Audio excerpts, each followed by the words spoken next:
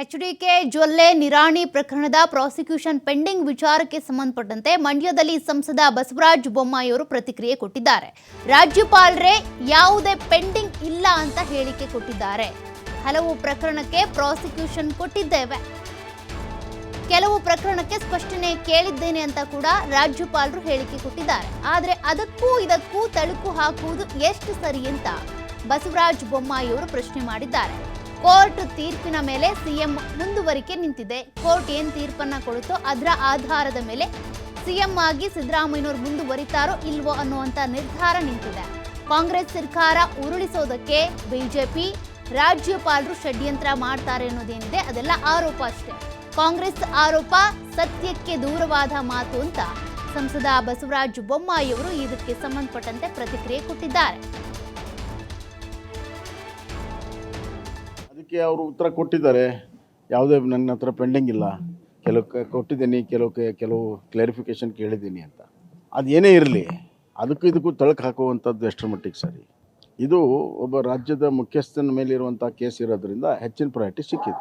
ಈಗ ನನಗನ್ನಿಸ್ತಾ ಇದೆ, ಕೋರ್ಟಿನ ಡಿಸಿಷನ್ಸ್ ಮೇಲೆ ಅವರ ಮುಂದುವರಿಕೆ ಅಥವಾ ಇರುವಿಕೆ ಅದರ ಮೇಲೆ ಹೆಚ್ಚಿನ ಡಿಪೆಂಡ್ ಇದೆ.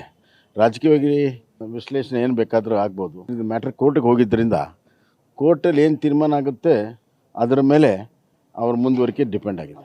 ಯಾವುದೇ ರೀತಿಯ ಆಧಾರ ಇಲ್ಲದೆ ತಮ್ಮನ್ನು ತಾವೇ ಉಳಿಸ್ಕೊಳ್ಳೋ ಪ್ರಯತ್ನದಲ್ಲಿ ಈ ಥರ ಮಾಡ್ತಾರೆ. ಹಿಂದೂ ಎಲ್ಲ ಸಂದರ್ಭದಲ್ಲಿ ತಮ್ಮ ತಪ್ಪುಗಳನ್ನು ಮುಚ್ಚಿಕೊಳ್ಳುವಲ್ಲಿ ಅಥವಾ ತಮಗೆ ರಾಜಕೀಯವಾಗಿ ಆತಂಕ ಬಂದಾಗ ಅಸ್ಥಿರಗೊಳಿಸುವಂಥದ್ದು, ಇನ್ನೊಂದು ಈ ಥರ ಇವೆಲ್ಲ ಹಳೆಯ ಟ್ಯಾಕ್ಟಿಕ್ಸ್, ಇದೇನು ಹೊಸದೇನಲ್ಲ. ಅದಕ್ಕೆ ಅವರು ಉತ್ತರ ಕೊಟ್ಟಿದ್ದಾರೆ.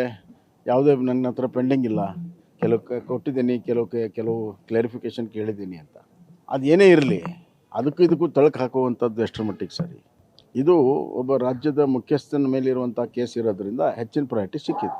ಈಗ ನನಗನ್ನಿಸ್ತಾ ಇದೆ, ಕೋರ್ಟಿನ ಡಿಸಿಷನ್ಸ್ ಮೇಲೆ ಅವರ ಮುಂದುವರಿಕೆ ಅಥವಾ ಇರುವಿಕೆ ಅದರ ಮೇಲೆ ಹೆಚ್ಚಿನ ಡಿಪೆಂಡ್ ಇದೆ.